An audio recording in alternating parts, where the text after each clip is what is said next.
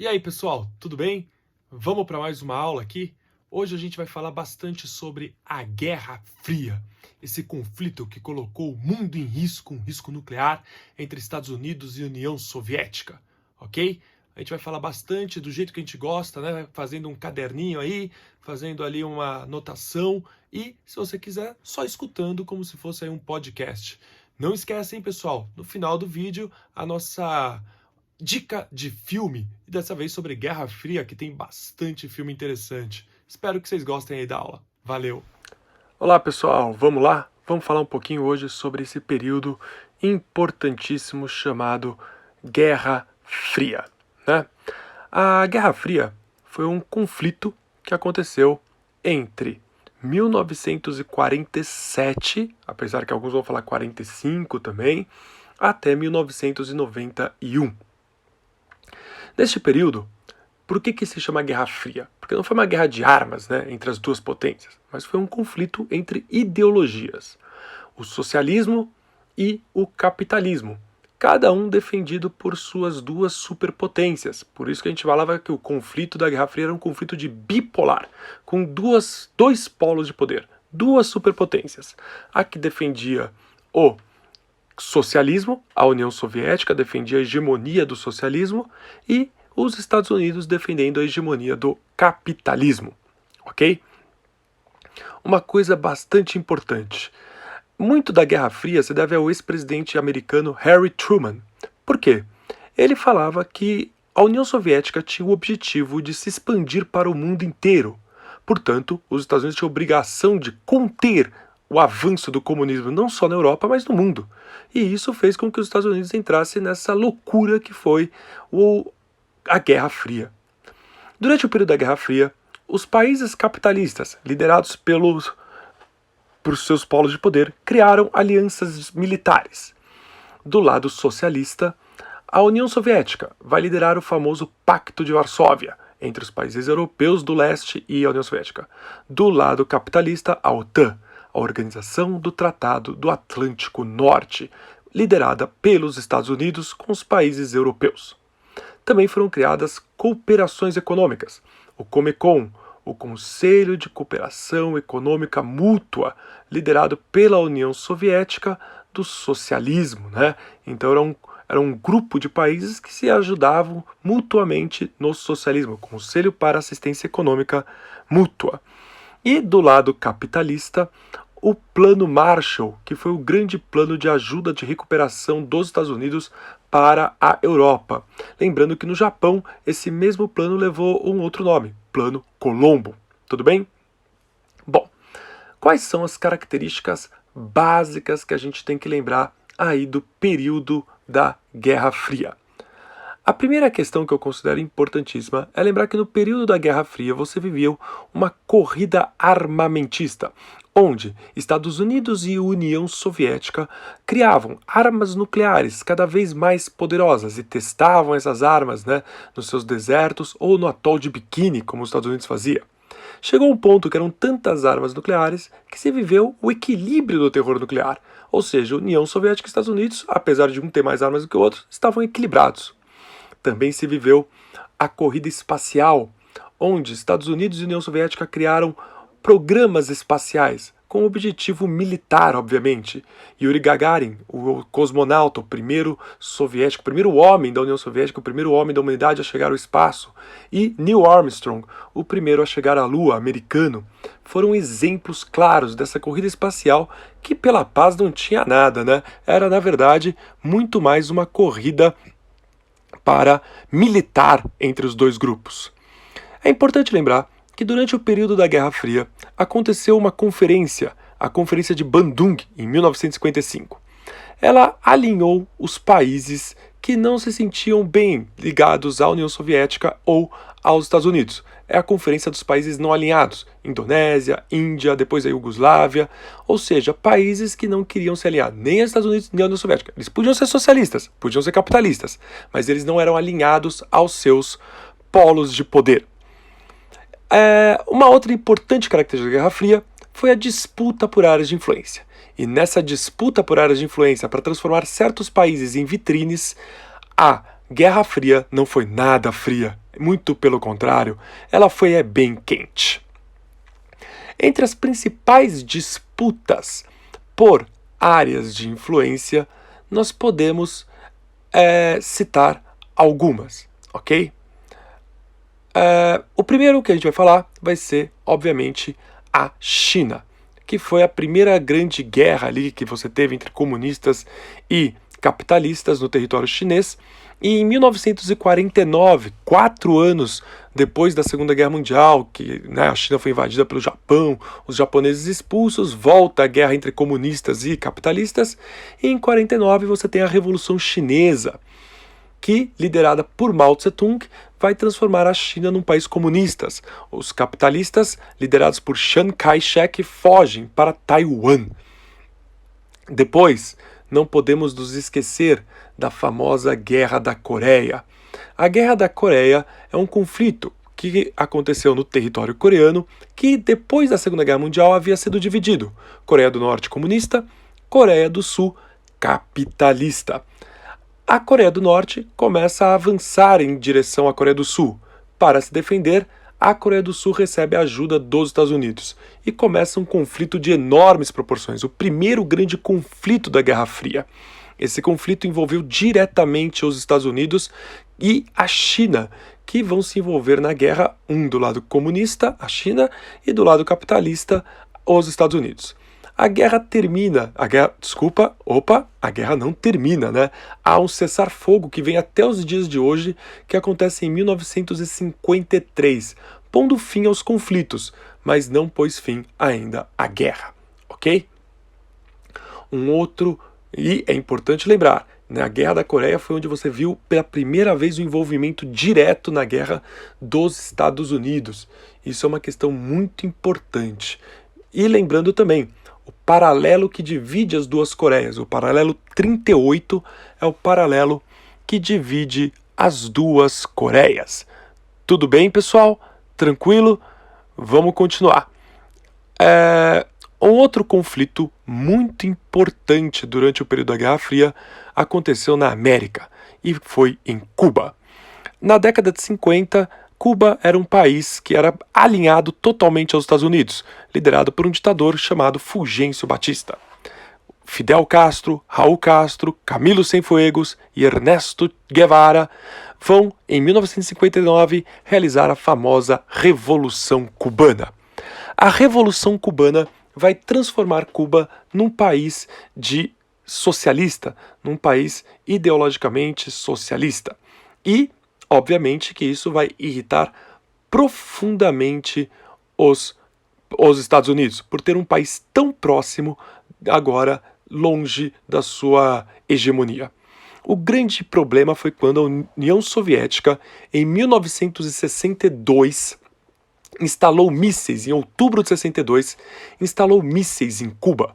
E ali começa, em outubro de 62, a famosa crise dos mísseis. Foi o ponto mais tenso de toda a Guerra Fria.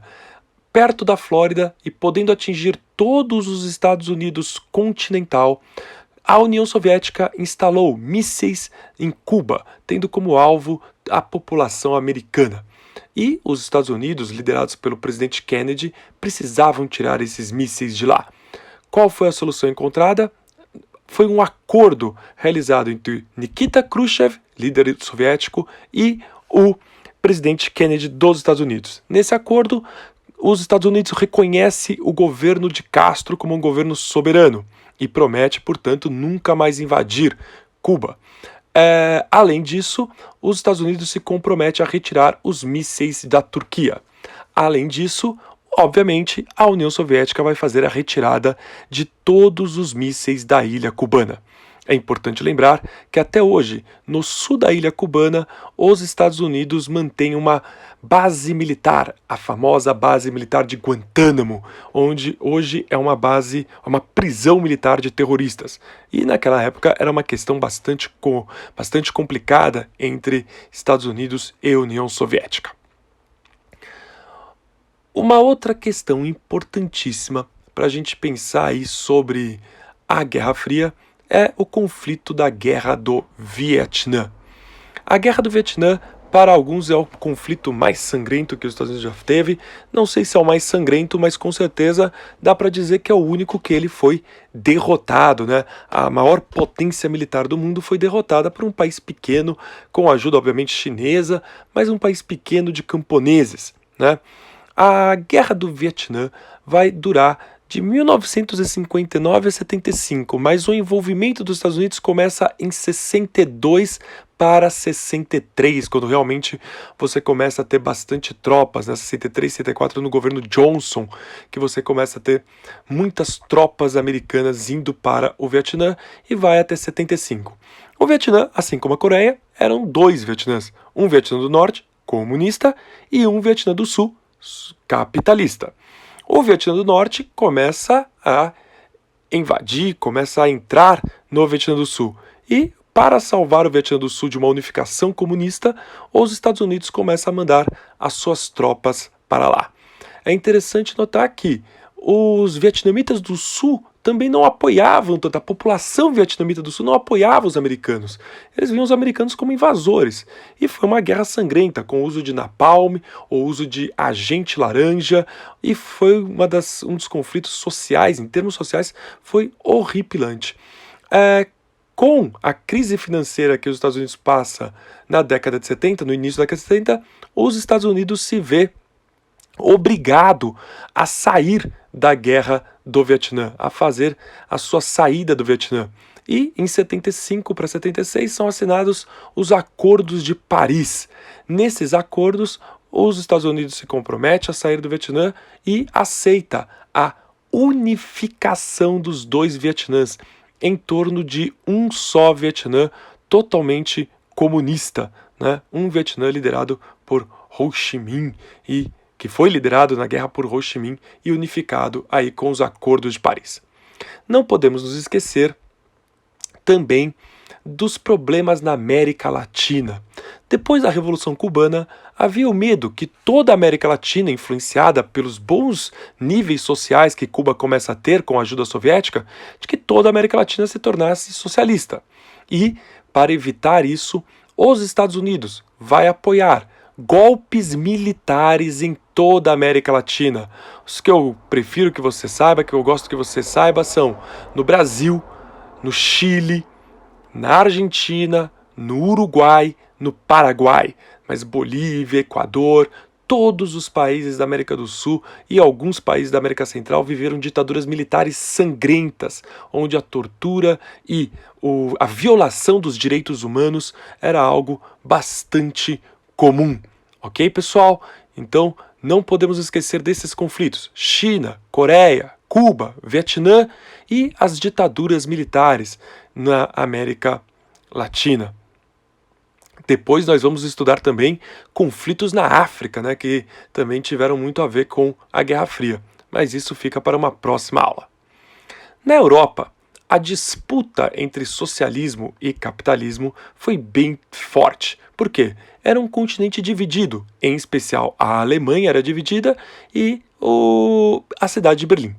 De um lado, você tinha países como França, Itália, Espanha, Portugal, o Reino Unido, a Dinamarca, Bélgica, Holanda, países que eram obviamente capitalistas, né? Ou mesmo os países nórdicos, como por exemplo a Noruega, a Suécia e a Finlândia, que apesar de estar muito próximo da União Soviética e tinha relações com a União Soviética, se mantinha aí capitalista. Já do lado socialista, né? Do lado socialista você tinha os países ligados na hegemonia soviética, né? Que estavam influenciados pela hegemonia soviética, como por exemplo a Bulgária, a Romênia, a Hungria, a Tchecoslováquia e a Polônia, que eram países socialistas ligados aí à hegemonia soviética. E falava-se na época que a Europa era dividida por uma cortina de ferro, ou seja, uma gigantesca área socialista e uma área capitalista. A Alemanha Oriental, que era que era soviética, estava sob influência da União Soviética, dentro dela tinha uma parte chamada Berlim. Berlim também havia sido dividida em 4 setores após a Segunda Guerra Mundial, na famosa Conferência de Potsdam. E Berlim tinha um setor socialista soviético, que ficava dentro da parte socialista, mas tinha 3 setores. Um setor inglês, um setor francês e um setor americano. Para evitar a fuga de cérebros do socialismo para o capitalismo, em 61, a União Soviética vai construir um muro, o famoso Muro de Berlim, que vai isolar completamente a parte capitalista de Berlim da parte socialista, que foi considerado um dos maiores símbolos da Guerra Fria. É importante lembrar também que você teve durante todo esse período aí um conflito enorme de espionagem, mortes entre os dois blocos de poder. A Guerra Fria termina, em grande parte, a gente já sabe, por causa da União Soviética, do fracasso que foi o socialismo da União Soviética.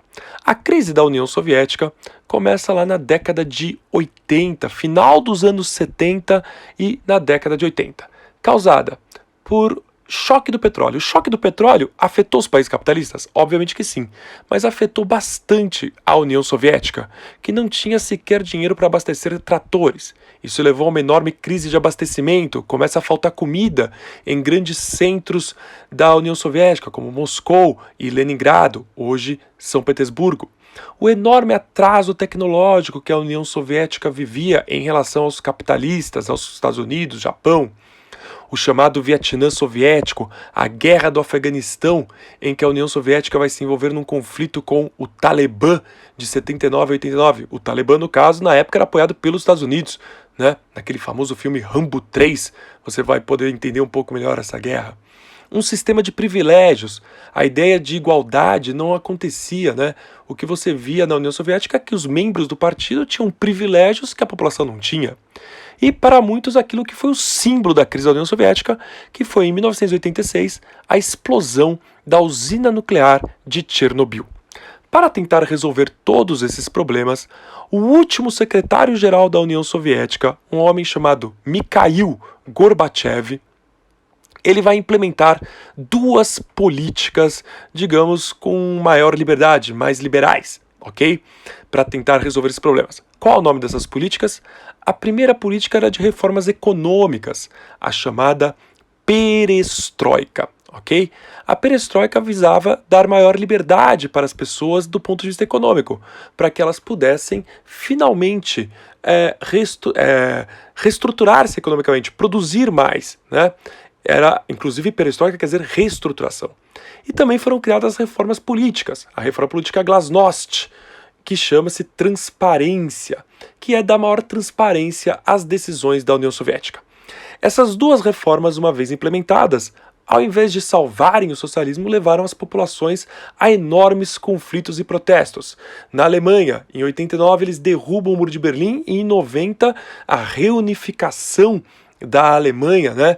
E você tem aí, no dia 3 de outubro de 90, a reunificação das 2 Alemanhas, agora sob o capitalista, né, sobre o capitalismo.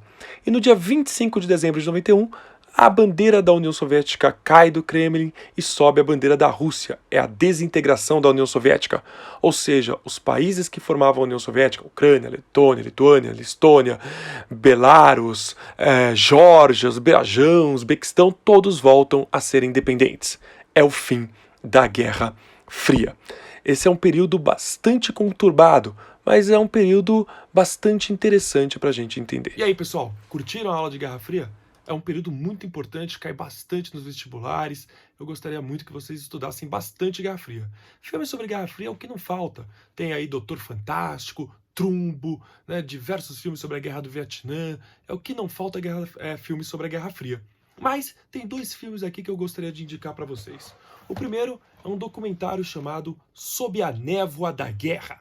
É a história de vida do Robert McNamara, que foi secretário de defesa dos Estados Unidos durante o período da Guerra do Vietnã. Ganhou o Oscar de melhor documentário em 2003 e vale a pena você tentar achar esse filme aí para ver. O outro é um filme aqui do Steven Spielberg, chamado A Ponte dos Espiões, com Tom Hanks. É um filme que vai falar um pouquinho da espionagem durante o período da Guerra Fria e a maneira como os espiões eram tratados nesse período. Valeu, pessoal. Espero que vocês vejam o filme, espero que vocês tenham gostado da aula e mandem dicas para a próxima aula. Valeu, galera!